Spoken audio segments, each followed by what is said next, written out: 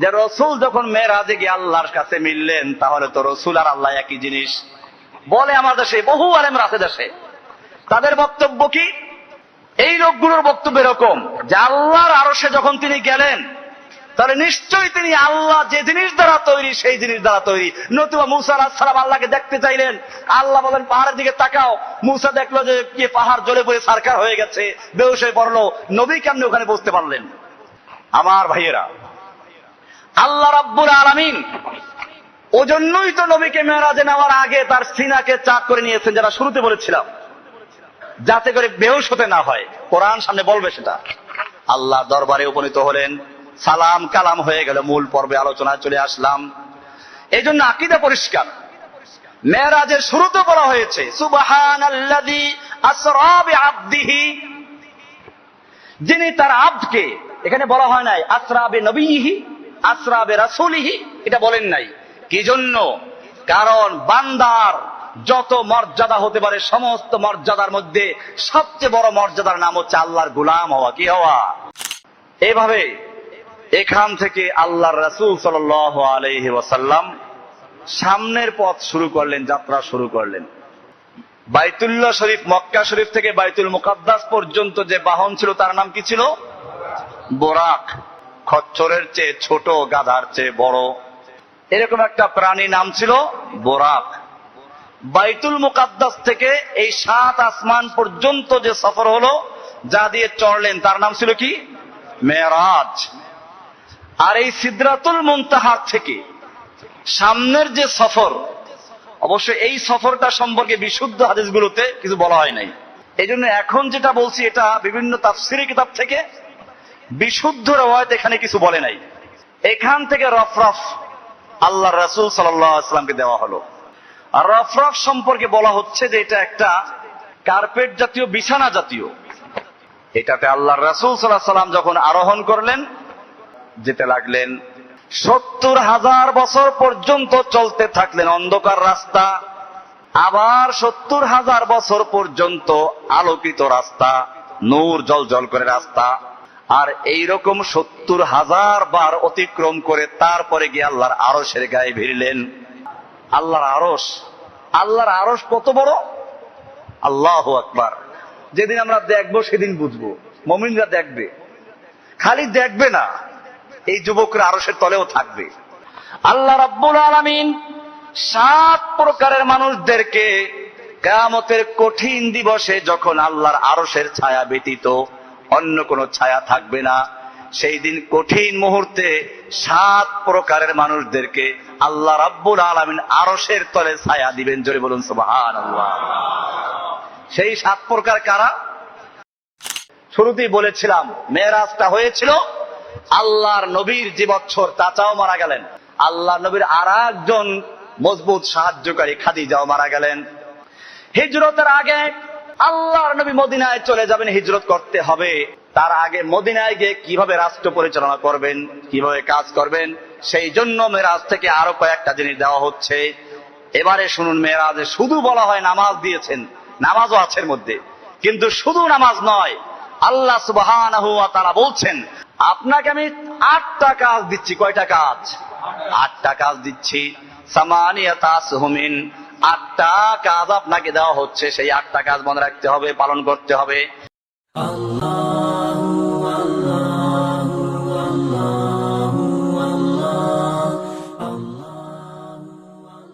আসসালামু আলাইকুম ওয়া রাহমাতুল্লাহি ওয়া বারাকাতুহু। আলোচনা হচ্ছিল আল্লাহর রাসূল সাল্লাল্লাহু আলাইহি ওয়াসাল্লাম সিদরাতুল মুনতাহা পর্যন্ত পৌঁছলেন। সিদরাতুল মুনতাহা 7ম আকাশ ভেদ করে। এই 7ম আকাশ পর্যন্ত যেতে আল্লাহর রাসূল সাল্লাল্লাহু আলাইহি ওয়াসাল্লামকে সকলেই স্বাগত জানিয়েছে এবং তার আনন্দ প্রকাশ করেছে। একজন ব্যক্তি শুধুমাত্র আল্লাহর রাসূল সাল্লাল্লাহু আলাইহি ওয়াসাল্লামকে মারহাবা জানিয়েছেন, কিন্তু তার চেহারায় কোনো হাসির ভাব দেখা যায় নাই। আল্লাহর রাসূল সাল্লাল্লাহু আলাইহি ওয়াসাল্লাম জিবরাইলকে জিজ্ঞেস করলেন, فقال رسول الله صلى الله عليه وسلم لجبرائيل ما لي لم آتي أهل السماوات إلا رحبوا بي। আল্লাহর নবী জিব্রাইলকে জিজ্ঞেস করলেন ব্যাপার কি? আমি যতগুলো আসমান অতিক্রম করলাম এবং যাদের সামনে দিয়ে আসলাম সকলেই আমাকে স্বাগত জানালো এবং হাসি প্রকাশ করলো, ইলা গায়রি রাজুলিন, একজন লোক ছাড়া। ফাসাল্লামতু আলাইহি ফারাদ্দা আলাইয়া সালাম ওয়া রাহাবা বি, তাকে আমি সালাম করলাম, সে সালামের জবাব দিল, আমাকে স্বাগত জানালো, কিন্তু ওয়ালাম ইয়াদহাক লি, সে আমাকে দেখে আনন্দের হাসি আসে নাই। ক্বালা ইয়া মুহাম্মদ যাকা মালিকু খাজিনে জাহান্নাম। জিব্রাইল বললেন, এ হচ্ছে জাহান্নামের দায়িত্বশীল, জাহান্নামের যে দারোগা, সেই ফেরেশতা মালিক। লাম ইয়াদহাক মুনযু খুলিকা, আল্লাহ রাব্বুল আলামিন তাকে যেদিন থেকে সৃষ্টি করেছেন তার জন্ম থেকে এ পর্যন্ত সে কখনো হাসে নাই। ওয়ালাউ দাহিকা ইলা আহাদিন, যদি সে কারো প্রতি হাসতো, লা দাহিকা ইলাইকা, তাহলে সে আপনার আগমনই হাসি প্রকাশ করত। আল্লাহর নবী সাল্লাল্লাহু আলাইহি ওয়াসাল্লাম সিদরাতুল মুনতাহা পর্যন্ত পৌঁছলেন। ওয়াইদা আরবাআতু আনহারিন, সিদরাতুল মুনতাহা বলা হয়েছিল একটা বড়ই গাছ। এই বড়ই গাছের বর্ণনা দিতে গিয়ে আল্লাহর রাসূল সাল্লাল্লাহু আলাইহি ওয়াসাল্লাম বলছেন, ফাইদা নাবকুহা মিসলু কিলালি হাজার, এই গাছের এক একটা বড়ই হলো হজর এলাকার মটকার মতো। ওয়াইদা আওরাকুহা, আর তার পাতাগুলো হচ্ছে মিসলু আযানিল ফিলাতে, হাতির কানের মতো। এই গাছে অনেকগুলো পাখি, স্বর্ণের মতো সোনালী রঙের পাখি। আল্লাহর রাসূল সাল্লাল্লাহু আলাইহি ওয়াসাল্লাম যখন পাখিগুলো দেখলেন, তিনি বললেন, ইয়া জিব্রাইল ইন্না হাযাত তাইরা লানাইমুন, এই পাখিগুলো তো খুবই সুন্দর এবং খুবই চমৎকার পাখি। ক্বালা নাম ইয়া মুহাম্মাদু আকিলুহু আনআমা মিনহু, জিব্রাইল বললেন যে হ্যাঁ হে মুহাম্মদ, এই পাখিগুলো যারা খাবে তারা এর চেয়েও চমৎকার। এই পাখিগুলো যাদেরকে খেতে দেওয়া হবে আপনার উম্মত এবং যারা জান্নাতে যাবে তারা এর চেয়ে আরো সুন্দর হবে। এরপরে সেখানে কয়েকটা নহর দেখলেন। সুম্মা ক্বালা ইয়া মুহাম্মদ আতাদরি আইয়ু নাহারিন হাযা, এখানে অনেকগুলো নহর। আরবাতু আনহারিন, চারটা নহর আর এক ধরনের। নাহারানে বাতিনানে, দুইটা নহর হলো গোপন।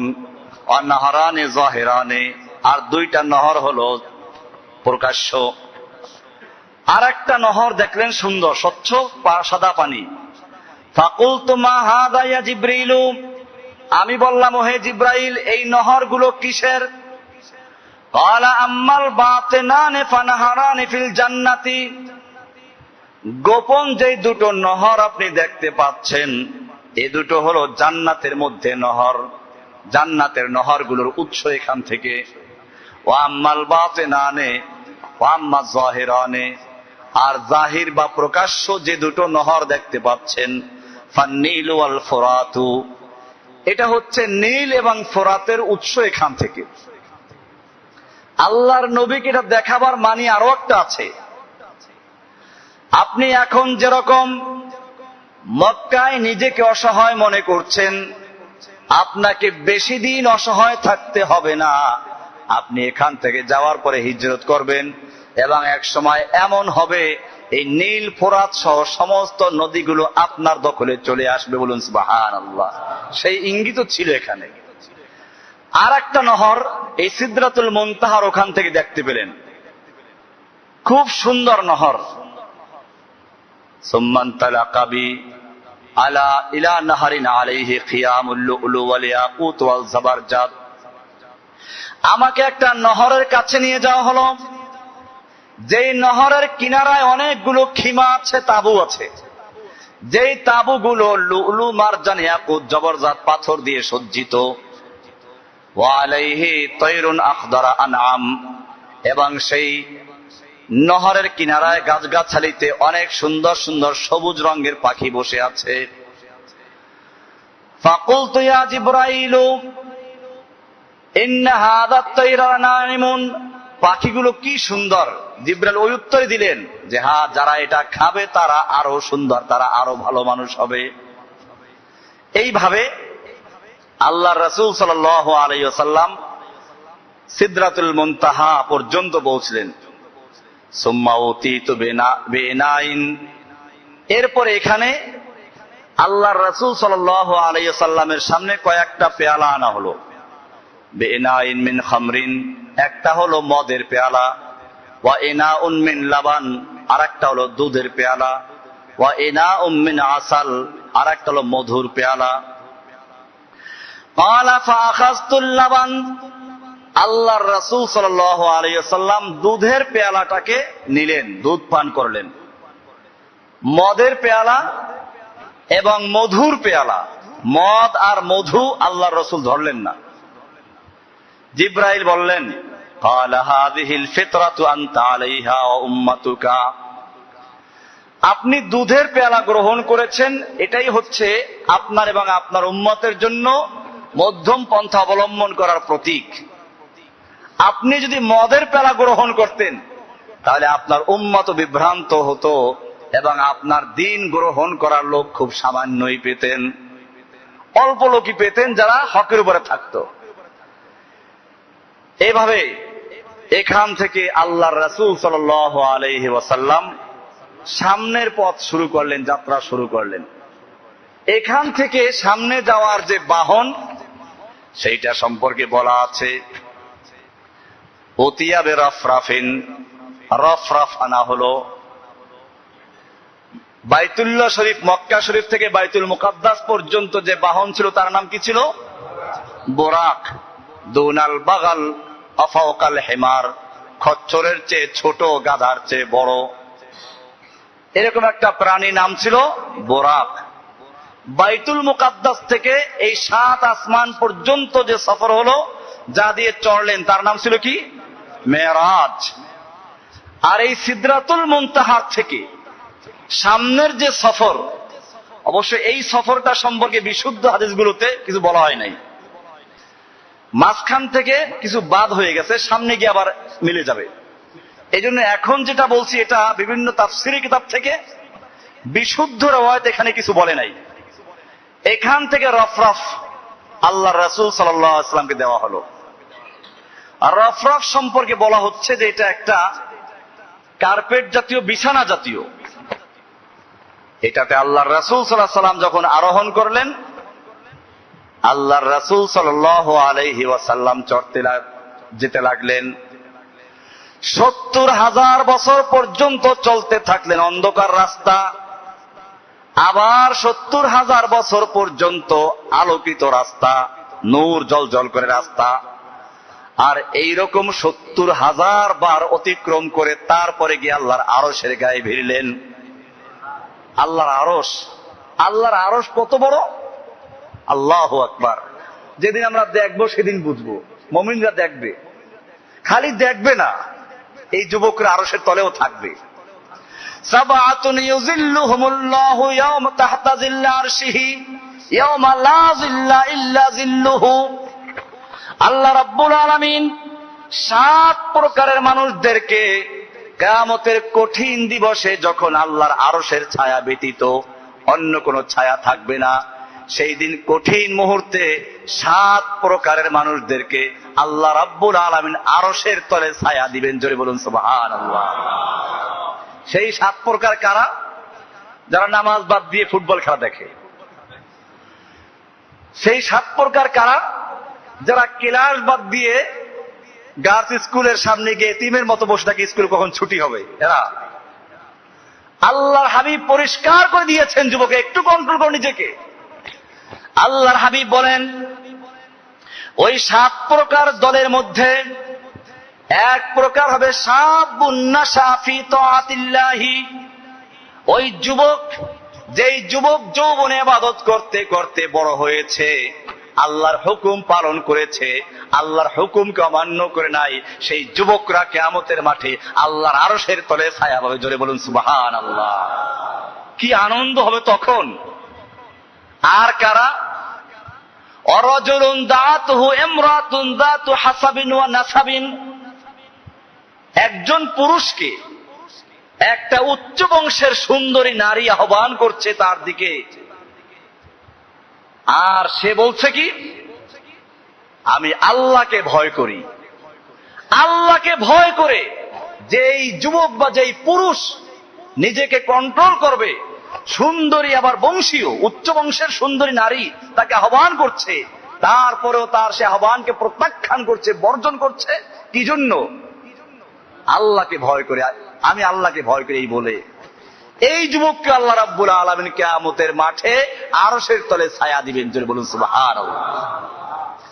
আল্লাহর আরশ, ওয়াসিআ কুরসিয়ুহুস সামাওয়াতি ওয়াল আরদ, আরশের উপরে থাকে কুরসি, সিংহাসনের উপর থাকে কুরসি। সেই কুরসির বয়ান আছে আয়াতুল কুরসিতে। কুরসিটা কেমন? ওয়াসিআ কুরসিয়ুহুস সামাওয়াতি ওয়াল আরদ, আল্লাহর কুরসি গোটা আসমান এবং জমিন সমূহকে পরিবেষ্টন করে আছে। এতক্ষণ যে আসমানের কথা বললাম, সব আসমানকে বেষ্টন করে আছে কে? আল্লাহর কুরসি। আর এই কুরসিটা যে আসনের উপরে থাকবে, সিংহাসনের উপরে, তার নাম কি? আরশ। আর রহমান আলাল আরশ ইস্তাওয়া, রহমান আল্লাহ তাআলা আরশে সমাসীন। অহুয়া রব্বুল আরশিল আযীম, তিনি মহান আরশের মালিক। আল্লাহ তাআলা বলছেন মহান আরশ, মহা আরশ। তো সেই আরশ কত বড়, এ কি কল্পনা করা যাবে? দেখা যাবে। খালি আরশ কেন, আরশের মালিককেও তো দেখা যাবে। আল্লাহ রাসূল সাল্লাল্লাহু আলাইহি ওয়াসাল্লামকে সাহাবায়ে কেরাম জিজ্ঞেস করেন, ইয়া রাসূলুল্লাহ হাল নারা রাব্বানা, আমরা কি আমাদের রবকে দেখতে পাবো? আল্লাহর নবী পাল্টা প্রশ্ন করলেন, হাল তুদাম্মুনা ফি রুয়াতিল বদর ফি লাইলাতি কামালিহি, ও আমার সাহাবীরা বলো, পূর্ণিমার রাতে আকাশের চাঁদ দেখতে তোমাদের কোনো বেগ পেতে হয় কিনা, কষ্ট পাও কিনা? ওয়া হাল তুদাম্মুনা ফি রুয়াতিশ শামসি ইনদা যহিরাতি মিন গায়রি সাহাবিন, ঠিক দুপুরের সময় আকাশের সূর্য যখন কোনো মেঘমালা থাকে না, তখন সূর্য দেখতে তোমাদের কোনো কষ্ট হয় কিনা? সাহাবায়ে কেরাম বললেন যে লা ইয়া রাসূলুল্লাহ, কোনো কষ্ট হয় না। আল্লাহর হাবিব ফরমান, ইন্নাকুম সাতারাউনা রাব্বাকুম কামা তারাউনা হাযাল কামারা লাইলাতাল বদর। ও আমার উম্মতরা শুনে রেখো, যারা আল্লাহকে সন্তুষ্ট করে চলেছ, জীবনের সব ক্ষেত্রে যারা আল্লাহকে মেনে চলেছ, দুনিয়াকে প্রাধান্য দাও নাই, আল্লাহর হুকুমকে যারা অগ্রাধিকার দিয়েছ, কিয়ামতের সেই কঠিন মুহূর্তে এই আকাশের চাঁদ সূর্য যেভাবে তোমরা পরিষ্কার দেখো, তোমাদের রব তোমাদের মালিক আল্লাহকে সেরকম পরিষ্কার দেখতে পাবে। জোরে বলুন সুবহানাল্লাহ। কি সুন্দর কথা আল্লাহ তাআলা জানিয়ে দিয়েছেন। খামাখা 2 দিনের জন্য কি বেহেশতে সম্পর্কে বলা আছে, ইনশাআল্লাহ কালকে জুমায় আলোচনা হবে এগুলো। বেহেশতে যাবেন, এই যে নারী মেয়ের, দুনিয়ার মেয়ের জন্য পাগল হচ্ছে পুরুষেরা, আর কত কাহিনী ঘটাচ্ছে। একজন মহিলা 2 জন 3 জন পুরুষের সাথে সম্পর্ক করে, নিজের ছেলেকে। এত চরম জাহিলি, এটা জাহিলি যুগ ছিল না, মানুষ এত বর্বর হয়ে গেছে। যাই হোক, আমি সেদিকে যাচ্ছি না। আল্লাহর আরশের গায়ে গিয়ে আল্লাহর নবী উপস্থিত হলেন। এবারে একজন বন্ধু যখন বন্ধুর কাছে যায়, কিছু হাদিয়া তো বানিয়ে যায় না? আল্লাহ তাআলা নবীকে জিজ্ঞেস করেন, কি হাদিয়া পেশ করতে চাও? আল্লাহর নবী বললেন, আনতা রব্বুল আলামিন, আপনি হচ্ছেন রব্বুল আলামিন, গোটা সবকিছুর রব, সবকিছুর মালিক। আপনার জন্য আমি কি হাদিয়া পেশ করতে পারি? আপনি যদি কিছু খেতেন, তাহলে দুনিয়ার সবচেয়ে ভালো খাবারটা আপনার জন্য হাদিয়া পেশ করতাম। আপনি যদি কোনো কিছু পরিধান করতেন, দুনিয়ার সবচেয়ে বড় মূল্যবান জিনিসটা আমি আপনার জন্য নিয়ে আসতাম। কিন্তু আপনি তো কিছুই খান না, কিছু করেন না, আপনার জন্য আমি কি হাদিয়া পেশ করতে পারি? তবে একটা হাদিয়া আপনাকে পেশ করতে চাই। সে হাদিয়াটা কি? আত্তাহিয়াতু লিল্লাহি ওয়াসসালাওয়াতু ওয়াত-তাইয়্যিবাতু। আত্তাহিয়াতু লিল্লাহি, আমার মুখের দ্বারা যত কিছু প্রকাশ পাবে, সম্মানজনক শব্দ যা কিছু প্রকাশ পাবে, মুখের ইবাদত। তাহিয়াত বলা হয় কাকে? মুখের দ্বারা যা কিছু ধন্যবাদ জ্ঞাপন করা হয়, ইবাদত করা হয়, প্রশংসা করা হয়, এই সব কিছুর নাম হচ্ছে তাহিয়া। এর নাম কি? তাহিয়া। আত-তাহিয়াতু লিল্লাহি, সমস্ত তাহিয়া, মৌখিক যত রকম ইবাদত আছে, আমি সব কিছু আমি তোমার জন্য করব। কোন খাজা বাবার জন্য না, গাজা বাবার জন্য না, কোন ল্যাংটা বাবার জন্য না, কোন শাসকের জন্য না। আমার সব মুখের যত বক্তব্য সবগুলো আল্লাহ তোমার জন্য হবে, তোমার প্রশংসা হবে। জোরে বলুন সুবহানাল্লাহ। আত-তাহিয়াতু লিল্লাহি। এরপরে কি? ওয়াস-সালাওয়াতু, আমার দৈহিক ইবাদত যত কিছু আছে, আমার সিজদা, আমার রুকু, আমার মুখ, আমার জবান, আমার সবকিছু দিয়ে যা ইবাদত করা হয়, এই সমস্ত ইবাদত গুলো একমাত্র তোমার জন্য হাদিয়া পেশ করছি।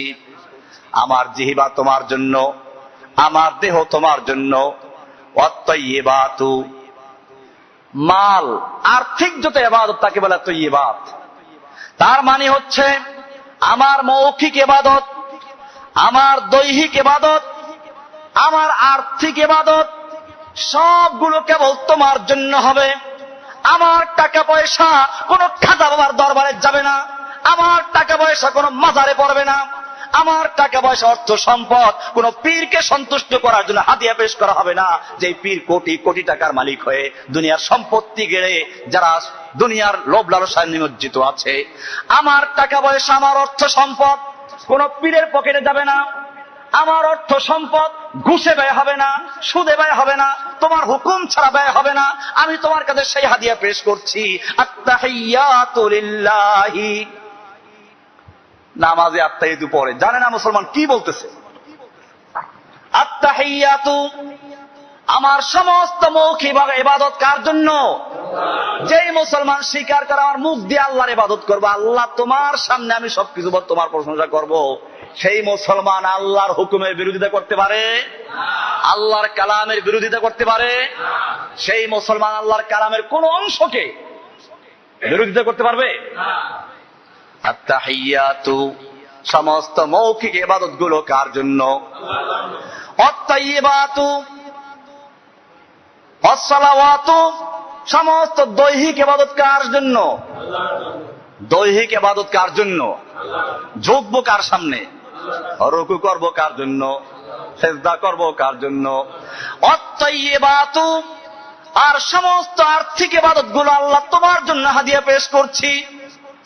ও আমার ভাইয়েরা, আল্লাহর নবী আপনার আমার পক্ষ থেকে আল্লাহকে হাদিয়া পেশ করে অঙ্গীকার করলেন, আত-তাহিয়াতু লিল্লাহি ওয়াস-সালাওয়াতু ওয়াত-তাইয়্যিবাতু, কওলি ইবাদত তোমার জন্য, দৈহিক ইবাদত তোমার জন্য, আর্থিক ইবাদত তোমার জন্য, সবকিছু আমি তোমার জন্য উৎসর্গ করব, সেই হাদিয়া পেশ করলাম। জোরে বলুন সুবহানাল্লাহ। ये मेरी मेजबानी इबादतें तेरे लिए होंगी, मेरी बदनी इबादतें तेरे लिए होंगी, मेरी माली इबादत तेरे लिए होंगी, সব তোমার জন্য হবে। আল্লাহর নবী তিনটা জিনিস পেশ করলেন, আল্লাহ তাআলা খুশি হলেন। এবারে এক বন্ধু যখন এক বন্ধুকে হাদিয়া পেশ করে, ওই বন্ধু তো আবার হাদিয়া পেশ করতে থাকে। এটা বোনাস, এটা মূল হাদিয়া না, সামনে হাদিয়া তো আসতেছে সামনে আরো। আল্লাহ রাব্বুল আলামিন উত্তর দিলেন, আসসালামু আলাইকা আইয়ুহান নাবিয়্যু ওয়া রাহমাতুল্লাহি ওয়া বারাকাতুহু। হে নবী, আপনি আমাকে যেই তিনটা হাদিয়া পেশ করেছেন, এর বিনিময়ে আমি আপনাকেও তিনটা হাদিয়া পেশ করতে চাই।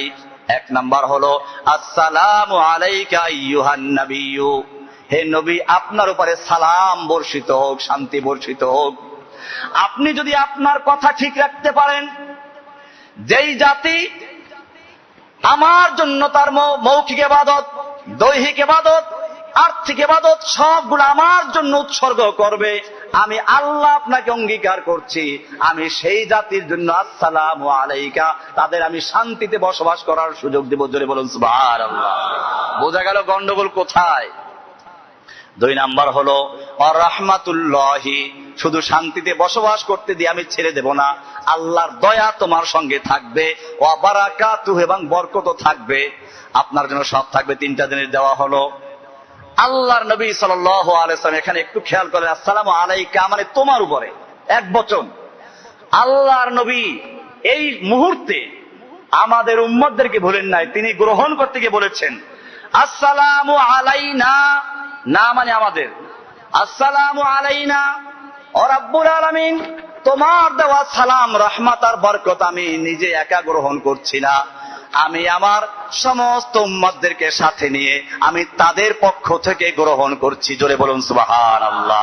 আসসালামু আলাইনা আমাদের প্রতি, ওয়া আলা ইবাদিল্লাহিস সালিহিন আল্লাহর নেক বান্দাদের প্রতি।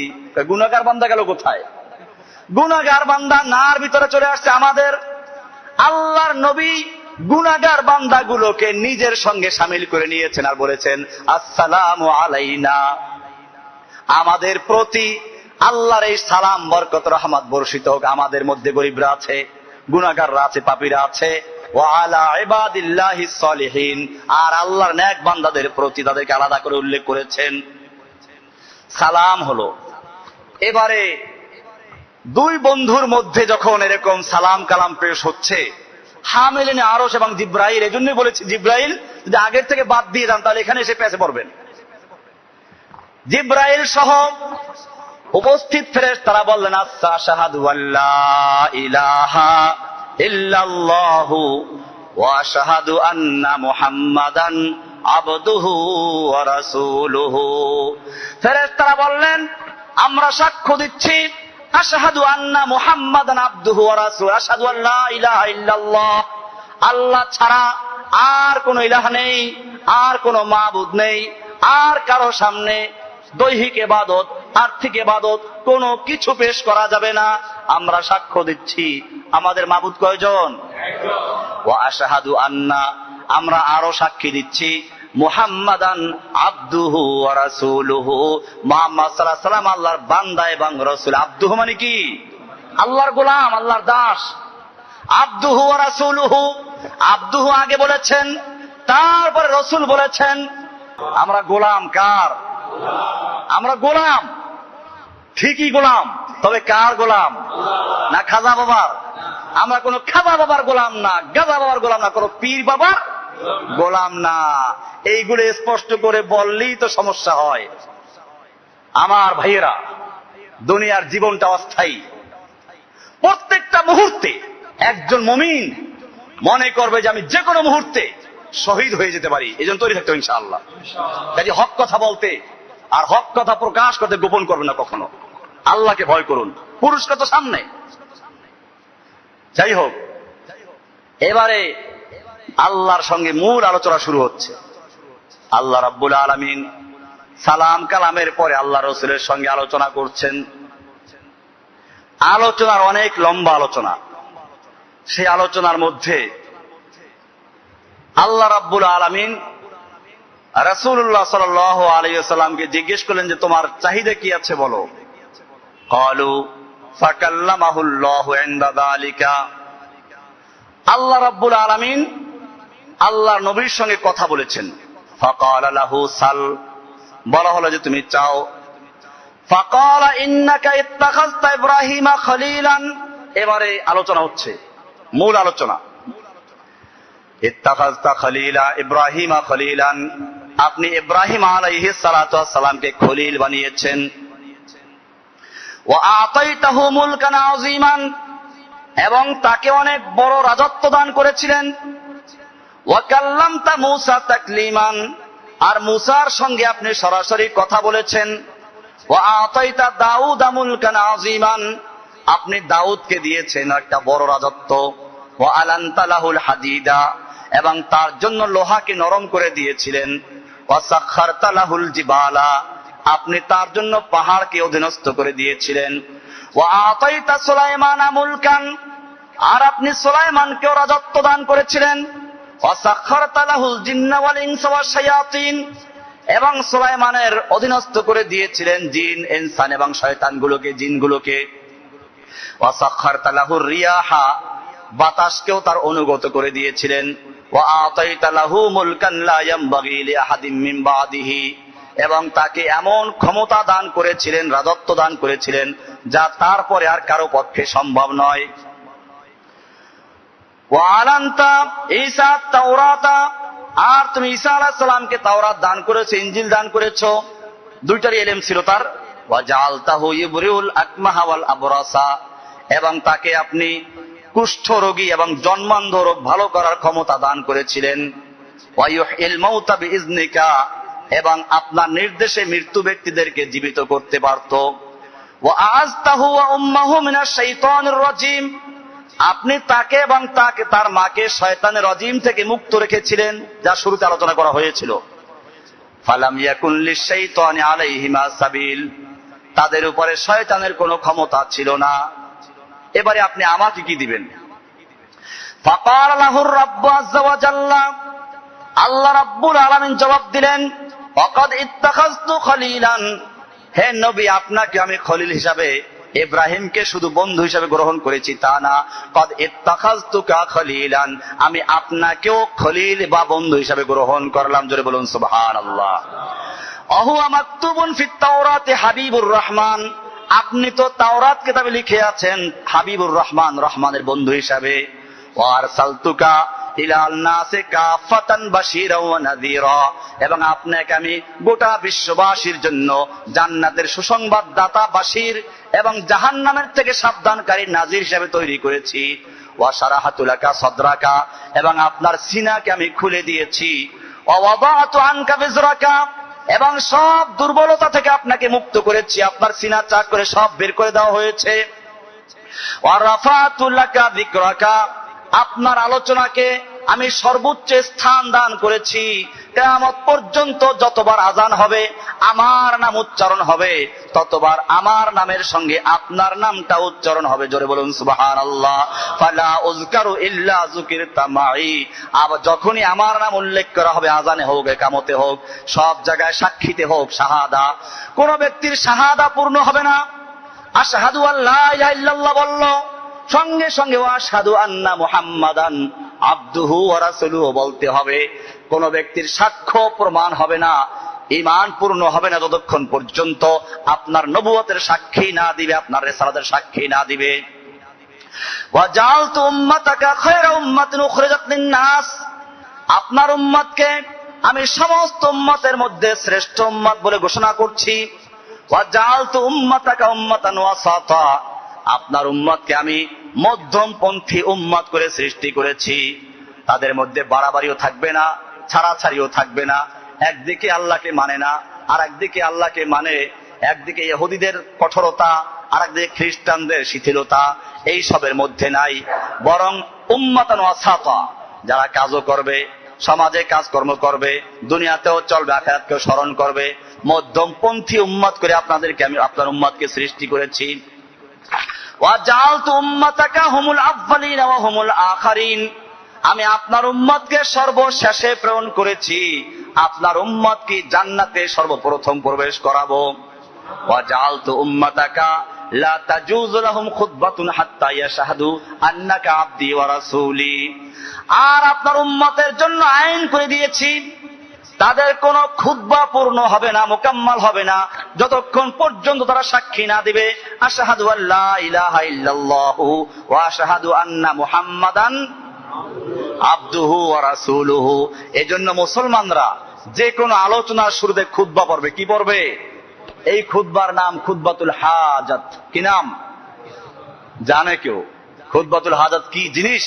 মুসলমানদের পরামর্শ, মুসলমানদের যে কোনো মিটিং, মুসলমানদের যে কোনো গুরুত্বপূর্ণ আলোচনার শুরুতে একটা খুতবা পড়তে হয়। সেই খুতবার নাম কি? সেই খুতবার একটা অংশ হবে আশহাদু আল্লা ইলাহা ইল্লাল্লাহু ওয়া আশহাদু আন্না মুহাম্মাদান আবদুহু ওয়া রাসূলুহু। আল্লাহ তাআলা তাই বলছেন, ওয়াজআলতু উম্মাতাকা লা তাজুযু লাহুম খুতবাতুন, আপনার উম্মতের খুতবা ততক্ষণ পর্যন্ত পূর্ণাঙ্গতা লাভ করবে না, পূর্ণ হবে না, যতক্ষণ পর্যন্ত তারা আমার ওয়াহদানিয়াতের সাক্ষীর সঙ্গে আপনার আব্দ এবং রাসূল হওয়ার সাক্ষী না দিবে। ওয়াজআলতু মিন উম্মাতিকা আও জাআলতু আফযালান নবিয়িনা খালকান ওয়া আখিরুম বাসান ওয়া আফযালুহুম ইউকদা লাহু, আমি আপনাকে নবী হিসাবে দুনিয়াতে সর্বশেষে প্রেরণ করেছি, কিয়ামতের মাঠে আপনাকে এবং আপনার উম্মতকে সর্বপ্রথম উঠানো হবে। জোরে বলুন সুবহানাল্লাহ। ওয়া আখিরুহুম বাসান ওয়া আফযালুহুম ইউকদা লাহু, আপনার উম্মতের প্রথম বিচার ফয়সালা করে দেওয়া হবে। ওয়া আতাইতুকা সাবআম মিনাল মাসানি লাম ইউতাহা নাবিয়্যুন ক্বাবলাকা, আপনাকে আমি 7টা আয়াত দান করেছি, 7টা জিনিস দান করেছি যা অন্য কোন উম্মতকে দেওয়া হয় নাই। সূরা ফাতিহার 7টা আয়াত অন্য উম্মতকে দেওয়া হয় নাই, কি সুন্দর আয়াত।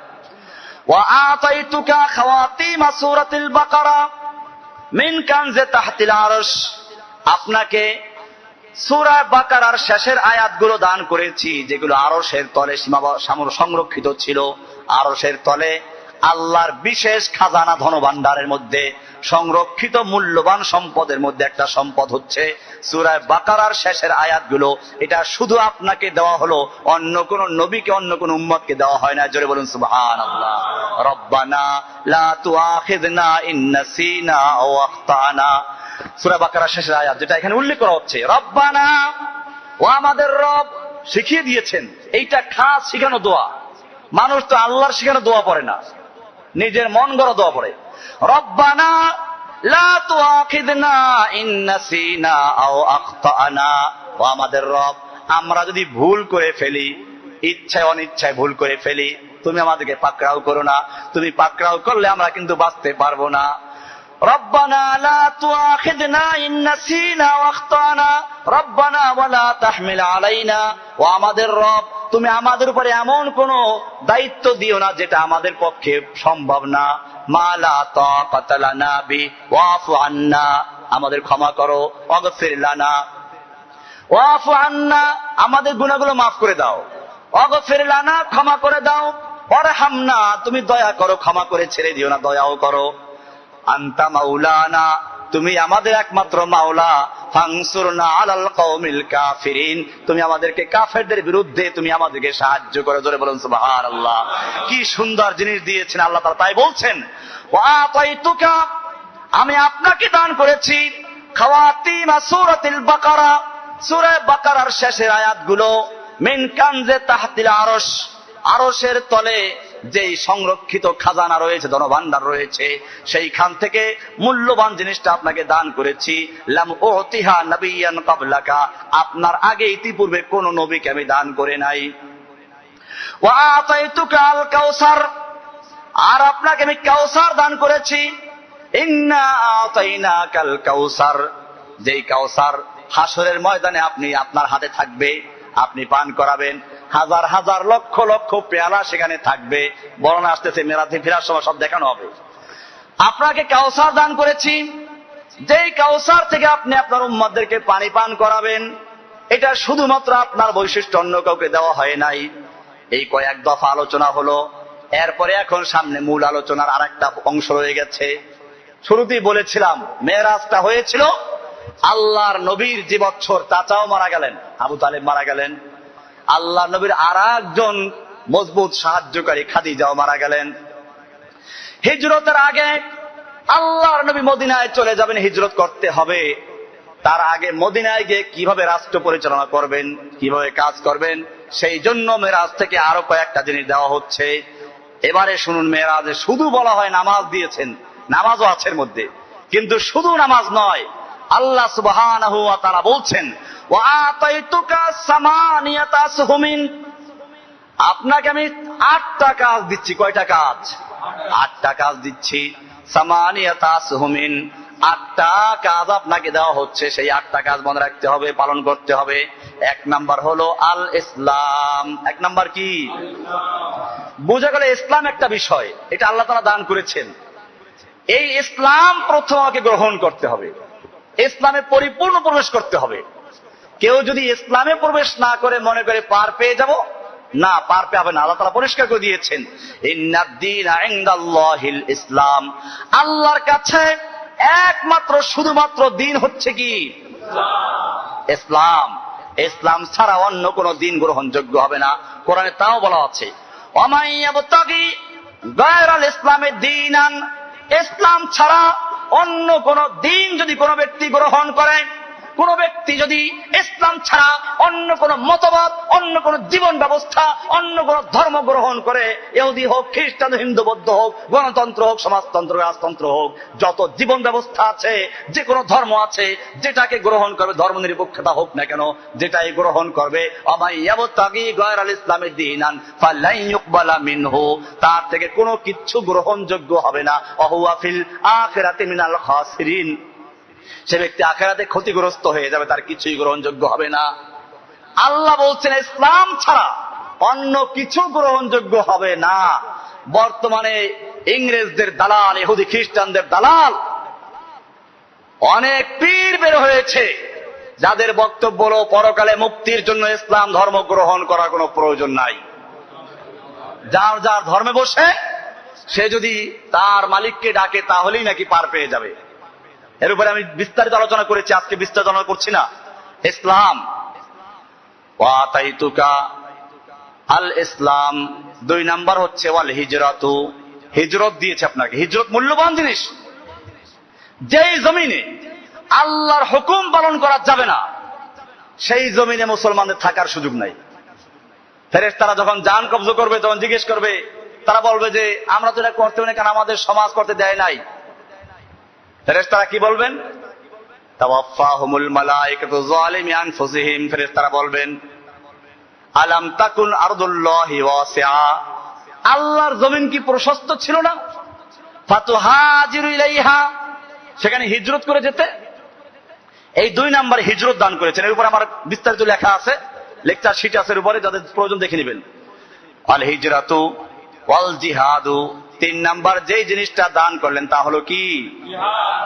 জিহাদ। নাম শুনলি কুফাররা ভয় পায়। বোঝা গেল এটা একটা জিহাদ, একটা গুরুত্বপূর্ণ অধ্যায়। কোরআন শরীফের কমপক্ষে 500 আয়াত কিসের উপরে?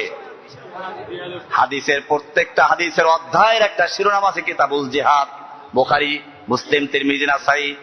এমনকি আল্লাহর নবীর মৃত্যুর পরে অন্য কোন সম্পত্তি, অন্য কোন সম্পদ না পাওয়া গেলেও তো গেছে কয়টা? 7টা পাওয়া গেছে। লোহার পোশাক পাওয়া গেছে, লাঠি পাওয়া গেছে। বোঝা গেল মুসলিমদের জন্য করার জন্য আমির দরকার আছে, গুরু, তার কতগুলো পরিকল্পনা আছে, কিন্তু ঢালাও ভাবে জিহাদ স্বীকার করা। আবার অনেকে আছে জিহাদ এখন সময় রহিত হয়ে গেছে, বিভিন্ন রকমের কথা শোনা যায়। আল্লাহু আকবার। অনেকে ইসলামী আন্দোলন করে, তাদের মুখেও একই কথা শোনা যায়। কুফাররা যেটা পছন্দ করে না, সেই জন্য তারা এখানে আসলে এক একজন এক এক ব্যাখ্যা দেওয়া শুরু করে। কেউ বলে না, এটা এখন না, আমরা খেলাফত কায়েম করব নবুয়তের আদলে। তো নবী সাল্লাল্লাহু আলাইহি ওয়াসাল্লাম মত করেন না, কেজি করবো না, মার খাবো আর দিব না। আল্লাহর নবী পরিষ্কার বলেছেন মক্কা বিজয়ের পর থেকে ইসলাম ইয়ালু ওয়ালা ইউলা, ইসলাম সামনে চলবে, বিজয় হবে, পিছনে যাবে না। আপনি কবে রহিত করলেন? আল্লাহর হাবিব বলেছেন কিয়ামত পর্যন্ত চলতে থাকবে। মুসবাসানি আল্লাহ তাআলা ইলা আন ইউকাতিলা আখির হাযিল উম্মতি আদ-দাজ্জাল, এই উম্মতের সর্বশেষ ব্যক্তি ঈসা আলাইহিস সালাম দাজ্জাল না করা পর্যন্ত জিহাদ অব্যাহত থাকবে দ্বীন কায়েমের জন্য। তার মানে মুসা আলাইহিস সালামের কওম বলেছিল ইযহাব আনতা রাব্বুকা ফাকাতিলা ইন্না হাউনা কায়দুন, তুমি আর তোমার রব করো, আমরা তো এখানে বসে থাকবো। এরকম অবস্থা, খেলাফত কায়েম করে দেবে, তারপরে খলিফাত করবে। আল্লাহ হাবিব বলেছেন লা তাজালু তায়ফাতুন উম্মতি, আমার উম্মতের একটা দল কিয়ামত পর্যন্ত থাকবে, ইউকাতিলুনা আলাল হক, যারা হকের উপর যুদ্ধ করতে থাকবে। বোঝা গেল জিহাদ চলতে থাকবে। কাজে এটাকে যারা অস্বীকার করবে তাদের ঈমান নিয়ে সমস্যা আছে। মেরাজের মধ্যেও চলে আসলো। 4 নাম্বার হলো ওয়াস-সালাতু, সালাত দেওয়া হলো। এই সালাতের বিষয়ে কিছু আলোচনার সামনে আসবে। সালাত 50 ওয়াক্ত দেওয়া হলো। ওয়াস-সাদাকাতু, এবং সাদকা দেওয়া হলো। দান, যাকাত। বোঝা গেল রাষ্ট্র চালাতে গেলে যাকাত লাগবে না? ইসলামিক হুকুমত কায়েম হলো, আপনি দেশ কেমনে চালাবেন? যাকাত, ওশর, খারাজ, জিজিয়া, এগুলো কি? আমার দেশে আলোচনা করলে মনে করে হুজুর এই যে কি বললেন, ওশর বললেন, নেসফ ওশর, খারাজ, জিজিয়া, এগুলো কি তেলা পোকা না ওই পোকা না সার পোকা? মাথায় দেয় না খায়? মুসলিম জাতি ভুলে গেছে তাদের সমস্ত কিছু। ইসলামিক রাষ্ট্র কায়েম হলে যাকাত ভিত্তিক অর্থ ব্যবস্থা চালু হবে। সেই যাকাতের টাকা দিয়ে, ওশরের টাকা দিয়ে, জিজিয়ার টাকা দিয়ে দেশ চলবে। তখন আপনাদের ট্যাক্স দেওয়া লাগবে না। ইসলামী হুকুমত থাকলে আলাদা ট্যাক্স হবে নাকি? ট্যাক্স নাই, গরিবদের কোনো ট্যাক্স থাকবে না। যাকাত থাকবে, ফসলের যাকাত, মালের যাকাত, তাও নির্দিষ্ট পরিমাণ হলে তারপরে। যাকাত কি অল্প মালের উপর আসে নাকি? যাকাতের নেশাব আছে, এই নেশাবের নিচে হলে তাদের যাকাত লাগবে না। কি আরামের সুন্দর ইসলামী হুকুমত! আপনাদের ট্যাক্স দেওয়া লাগবে না, সেখানে চুরি থাকবে না, ডাকাতি থাকবে না, ঘুষ দেওয়া লাগবে না। ঘুষখোর ধরা পড়লে রাস্তার মাঝখানে এনে তারপরে তার বিচার করা হবে জনসমক্ষে। এরকম জেনাবে বিচার যদি কেউ করে আর বিবাহিত হয়, তাহলে মাইকিং করে, পোস্টার করে, প্রচার করে জনসমক্ষে এনে হাঁটু পর্যন্ত গেড়ে বাতাস উড়িয়ে দেওয়া হবে। এই শাস্তি যদি কোনো মহিলা দেখে, তাহলে আর এক স্বামীর সাথে গল্প করতে পারবে? মহিলা পুরুষ কাউকে ছাড়া হবে না। যেই পুরুষেরাও ঘরে স্ত্রী রেখে অন্য জায়গায় যায়, মেরাজ হাদিস আসবে, এই সামনে আসতেছে, আল্লাহ নবীকে দেখানো হয়েছে। যাই হোক, দেওয়া হলো সাদাকা, যাকাত, ওশর, সাদাকা, দান, এগুলোর বিধান দেওয়া হলো। এরপরে ওয়াসওম, কয়টা গেল? ইসলাম, হিজরত 2, জিহাদ 3, সালাত 4, সাদাকা 5, সওম, সিয়াম দেওয়া হয়েছে। গরিব দুঃখী মানুষের কষ্ট বোঝার জন্য না খেয়ে থাকার কি স্বাদ এটা অনুভব করতে হবে, আপনাকে সিয়াম দেওয়া হচ্ছে। এরপরে ওয়াল আমরু বিল মারুফ ওয়ান নাহয়ি আনিল মুনকার, সৎ কাজের আদেশ জারি করা হবে রাষ্ট্রীয়ভাবে, অসৎ কাজ থেকে নিষেধ করা হবে। রাষ্ট্রীয়ভাবে কেউ অন্যায় করলে তাকে নিষেধাজ্ঞা জারি করা হবে। এরকম ভাবে সরকারি ভাবে আদেশ করা হবে, সৎ কাজে আদেশ করার জন্য, অসৎ কাজ থেকে বারণ করার জন্য। কয়টা হলো? আমরু বিল মারুফ একটা, নাহয়ি আনিল মুনকার দুটো, আলাদা ভিন্ন। ইসলাম 1, হিজরত 2, জিহাদ 3, সালাত 4, সাদাকা 5, সওম 6, আল আমরু বিল মারুফ 7, নাহয়ি আনিল মুনকার 8। কোন রাষ্ট্র গঠন হতে পারে না যদি সেই রাষ্ট্রে আমরু বিল মারুফ আর নাহয়ি আনিল মুনকার না থাকে। এই জন্য আল্লাহ রাসূলকে 8টা জিনিস দেওয়া হলো।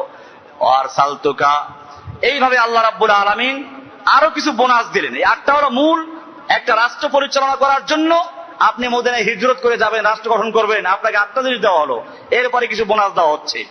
ফাকাল আন-নবী সাল্লাল্লাহু আলাইহি ওয়াসাল্লাম আফাদ্দালানি রাব্বি বিসিত্তিন, আল্লাহ আমাকে আরো 6টা জিনিস দিলেন অতিরিক্ত। কয়টা জিনিস? আতানি ফাওয়াতিহাল কালামে ওয়া খাওয়াতিমাহু, আমাকে কথা কিভাবে শুরু করব, কিভাবে শেষ করব তা শিক্ষা দেওয়া হয়েছে। ওয়া জাওয়ামিউল হাদিস, জামিউল কালাম, জামিউল হাদিস শিক্ষা দেওয়া হয়েছে। জামিউল হাদিস বলা হয় অল্প কথায় অনেক অর্থ, ব্যাপক অর্থ বুঝানো। ওয়া আরসালানি ইলান নাসি কাফাতান বাশীরা ওয়া নাযীরা, আর আমাকে গোটা বিশ্ববাসীর জন্য বাশীর এবং নাযীর হিসেবে সৃষ্টি করেছেন। ওয়া কাযাফা ফি কুলুবি আ'দাই আর-রুব মিন মাসিরাতি শাহরিন, আমার দুশমনদের অন্তরে আমার প্রভাব, আমার ভয় ঢুকিয়ে দেওয়া হয় 1 মাসের দূরে থাকা অবস্থায়। মুমিনদের তো ভয় করবে কুফাররা। আউহিল্লাত লিল গানাইমু, আর আমার জন্য গনিমতের মাল হালাল করা হয়েছে। গনিমত, মুসলিমরা লড়াই করলে কাফেরদের মাল হাতে আসবে, এই মাল আগের কোন উম্মতের জন্য হালাল করা হয় নাই, আমার উম্মতের জন্য এই মালকে হালাল করে দেওয়া হয়েছে। ওয়া জুইলাত লিয়াল আরদু কুল্লুহা মসজিদান ওয়া তাহুরান, আর আমার জন্য গোটা পৃথিবীর জমিনকে মসজিদ বানানো হয়েছে, পবিত্র বানানো হয়েছে। যেইখানে নামাজের টাইম হয়ে যাবে, সালাতের টাইম হয়ে যাবে, সেইখানে দাঁড়িয়ে সালাত আদায় করা যাবে। এই জন্য নির্দিষ্ট কোনো জায়গার কোনো যাওয়ার প্রয়োজন হবে না। আগের যুগের লোকদের উপরে বিধান ছিল যে তারা ইবাদত করতে হলে নির্দিষ্ট জায়গায় যেতে হতো, আমার উম্মতের জন্য তার কোনো প্রয়োজন হবে না। অফরিদা আলাইহি 50 সালাতান, 50 ওয়াক্ত নামাজ ফরজ করে দেওয়া হলো। কয় ওয়াক্ত? এরপরে আল্লাহ রাব্বুল আলামিন আল্লাহর নবীকে বিদায় দিলেন। সপ্তম মূসা আলাইহিস সালাতু ওয়াস সালাম ছিলেন ষষ্ঠ আকাশে। এখানে যখন মূসার সঙ্গে দেখা, মূসা আলাইহিস সালাম জিজ্ঞেস করলেন যে কি খবর, কি কি তোমাকে দেওয়া হলো? সবকিছু বললেন। বলে 50 ওয়াক্ত নামাজও আছে। মূসা আলাইহিস সালাম বনি ইসরাইল নিয়ে খুব ঝামেলা করেছেন, খুব ঝামেলা পোহাইছেন। তিনি বললেন, আমি বড় অভিজ্ঞতা সম্পন্ন মানুষ, বনি ইসরাইলকে নিয়ে আমার খুব ঝামেলা হয়েছে, আপনার উম্মত তো আরো দুর্বল হবে। এই 50 ওয়াক্ত নামাজ আপনার উম্মত দ্বারা সম্ভব না, আপনি কমাই নিয়ে আসেন।